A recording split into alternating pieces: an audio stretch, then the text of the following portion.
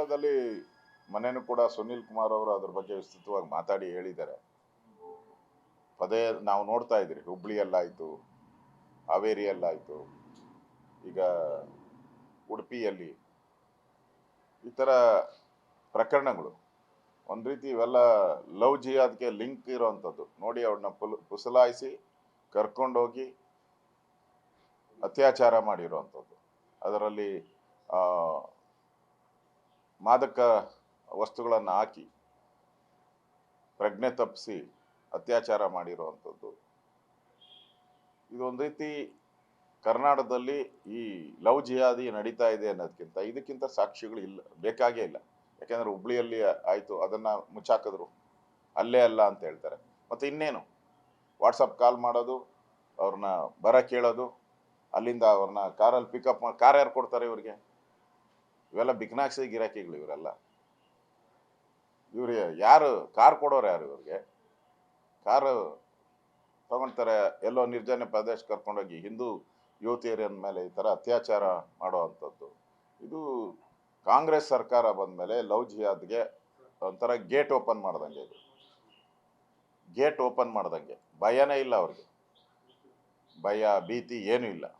ನಮ್ಮ ತಡೀತಾರೆ ಅನ್ನೋ ಭಯನೂ ಇಲ್ಲ, ಮತ್ತು ನಮ್ಮ ಮೇಲೆ ಏನು ಆ್ಯಕ್ಷನ್ ಆಗಲ್ಲ, ನಾವು ಅಲ್ಪಸಂಖ್ಯಾತರು ಇರೋದ್ರಿಂದ ನಮ್ಮ ಮೇಲೆ ಏನು ಆ್ಯಕ್ಷನ್ ಮಾಡಲ್ಲ, ಮುಚ್ಚಾಕ್ತಾರೆ ಕೇಸು ಅನ್ನೋ ಒಂದು ನಂಬಿಕೆ ಮೇಲೆ ನಿರಂತರವಾಗಿ ಈ ಥರದ ಲವ್ ಜಿಹಾದಿ ಕೆಲಸ ಈ ಸರ್ಕಾರದಿಂದ ಒಂದು ಕುಮ್ಮಕ್ಕಿನಿಂದ ಆಗ್ತಾ ಇದೆ ಅಂತ ಅನಿಸ್ತದೆ.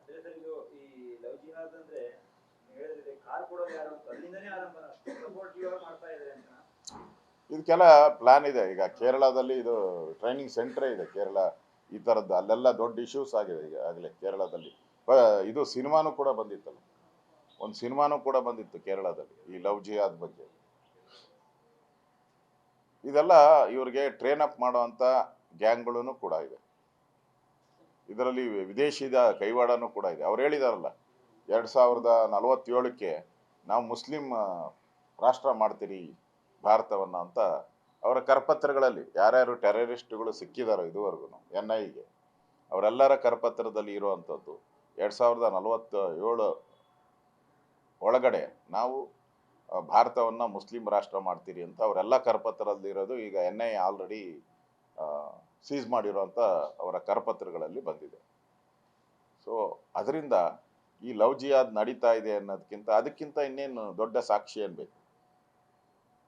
ಅದೇ ದೊಡ್ಡ ಸಾಕ್ಷಿ. NIA ಏನು ಕೊಟ್ಟಿದ್ದಾರೆ ಅದೇ ದೊಡ್ಡ ಸಾಕ್ಷಿ.